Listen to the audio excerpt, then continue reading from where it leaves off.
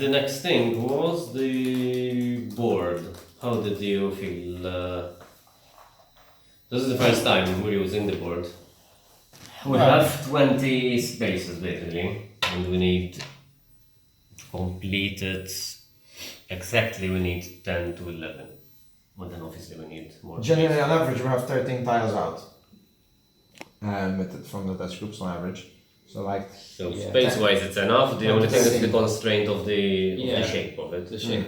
Because, okay, you have 20 boxes, but you may not be able to reach. But I like the fact that everything is unified here. I think that it gives the game more presence. This is something I mentioned in the first game as well. I like the fact that we're actually using the board. Yeah, I like boards. I think that both Vengeance and Posthuman were a bit... It was always like, where do I move my everything is separate, and you have...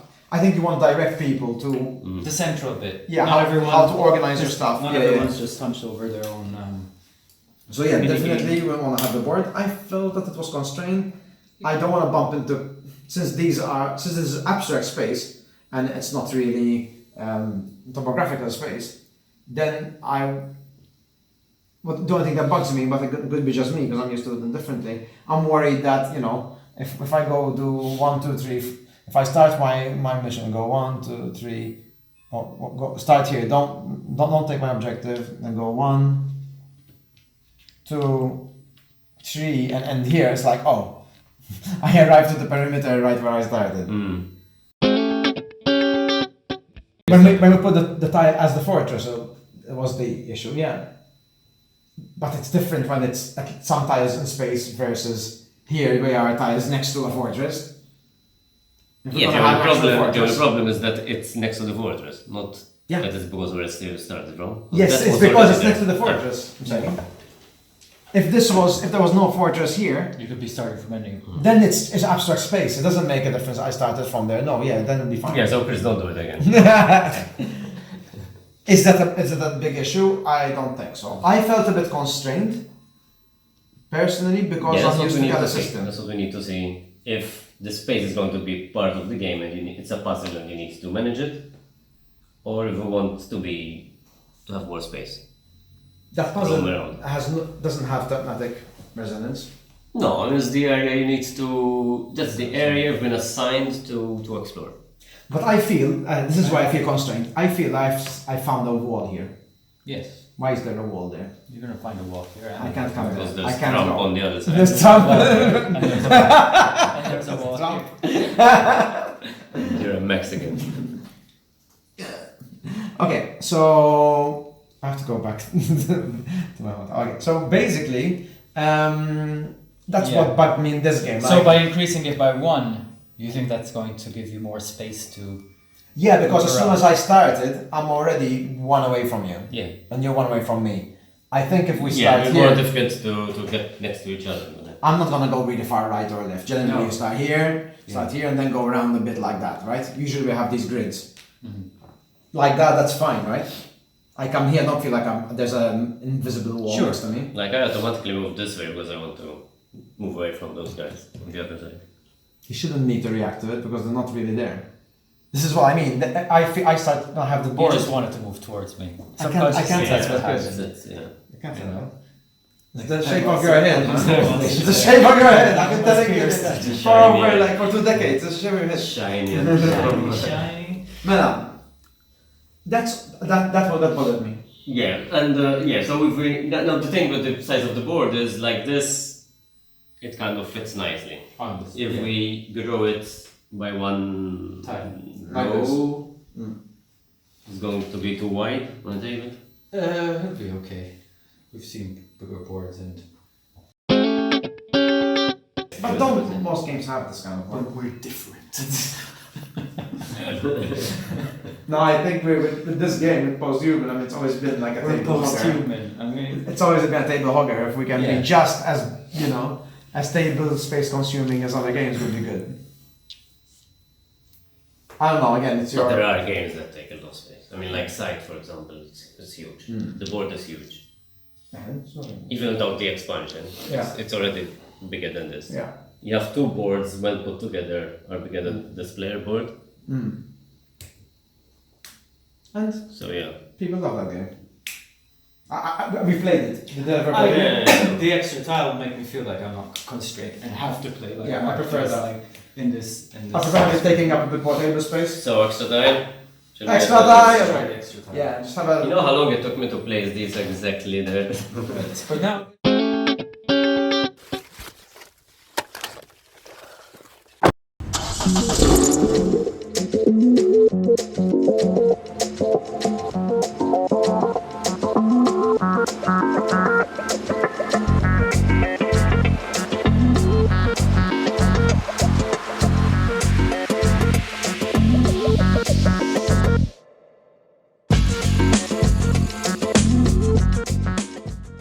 So I have come to understand that game design is really not as easy as we think. What is for you the hardest part of game design? Yeah, you're right. Game design can be quite challenging, or at least as challenging as it is rewarding. And that really depends on the kind of game that you're making, or your approach, your process to making games. From my part, my passion is to create experiences or explore stories, worlds, or situations, or themes, or particular emotions, and translate those into rule systems. The idea is that you create those rule systems that create emotions and images in the player's mind. That is beautiful when it comes together, but it's just very hard to get there, especially to do so without having too many rules. The trap when creating story or experience is to simulate, is to have lots of little rules that try to create that little part of the experience that you want. So the hardest part for me is creating a streamlined system, a good set of mechanics that without too much glut creates that experience in the player's minds, ideally without too many rules. I'm still learning when it comes to that process, and my games, I'm trying to make them like more and more streamlined as I go along. But I think definitely that's one of the hardest parts. The second part related to it is to have rules and story, rules and experience fit as tightly as they can. So that every rule has a story explanation, or every story or experiential bit has got a rule to support it. And that can be also quite tricky to do. And finally, I mean, I think the hardest thing with designing for board games, even more than for video games, which I've done quite a bit of both, is that you don't quite know how players will understand the system that you give them. You don't quite know how the experience will actually come about. You can encourage a certain form of gameplay, you can encourage a certain form of experience, but ultimately you're giving this object, the set of props and these and this rule set, and then players will do very different things with them. And it also depends on the specific group and the society and culture, and that's super fascinating. It's really interesting to see what players do with it, but it's also really scary because you never quite know what's going to come up. Of course, we test a lot, and that's why we do testing and do testing in different countries.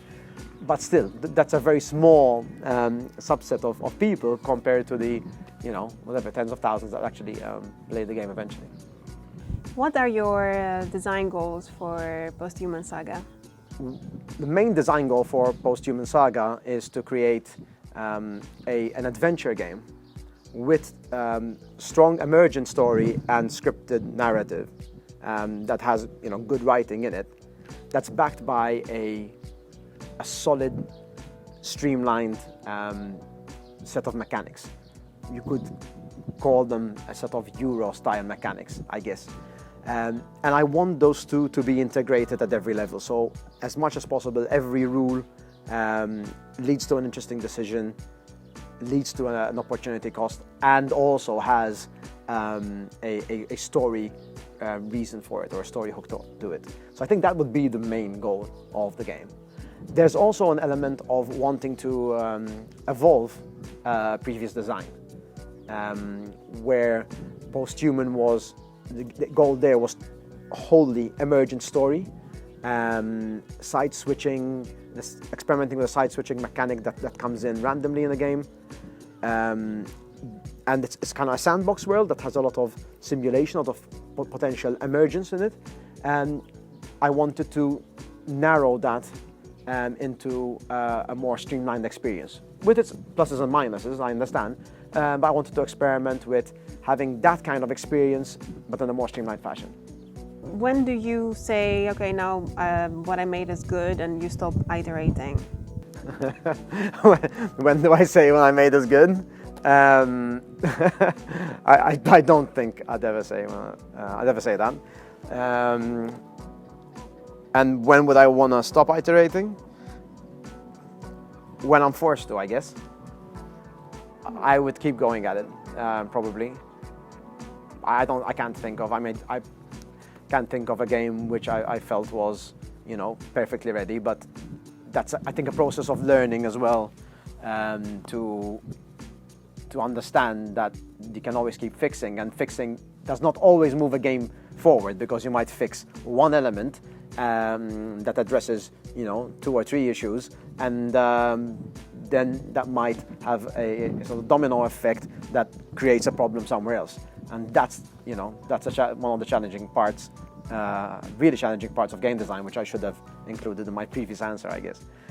So I think realistically, when I think that it's done, is when I'm watching playtests and when I'm playing the game myself, and the notes that I keep for every test end up being really trivial, or just small considerations of balance or something like that. That's when I know it's done, when I'm not thinking of making any changes to either the content or the system that are necessary, but that could be maybe slight tweaks or improvements.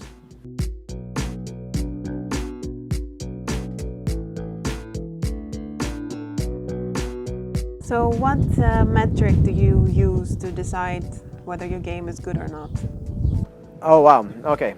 That's something that I have to wrestle with on a daily basis. I guess I started off writing and publishing fiction, poetry first and short stories, then making video games, and now board games.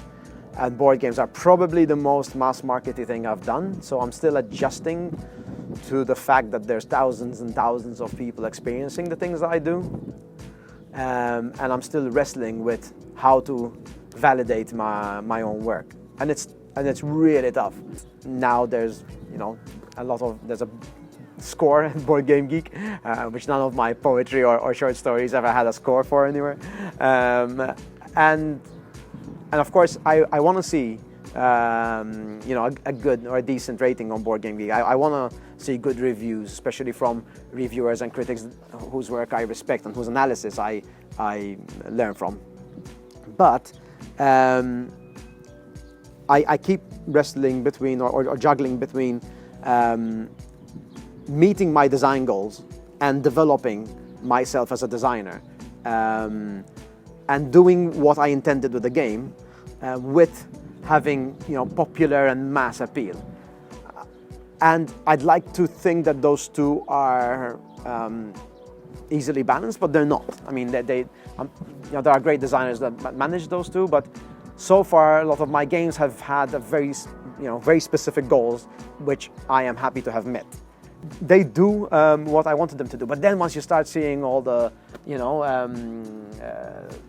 you start reading negative comments, or when the scores aren't as much as you want them to be, then obviously you start getting upset about it, and then it starts really undermining your own sense of your design worth, or maybe even self-worth. But I'm keep trying to tell myself to stay on track and have a set of good goals and meet those goals and use that as my metric, essentially. Because I still feel like I'm in development, essentially. I still feel like I am.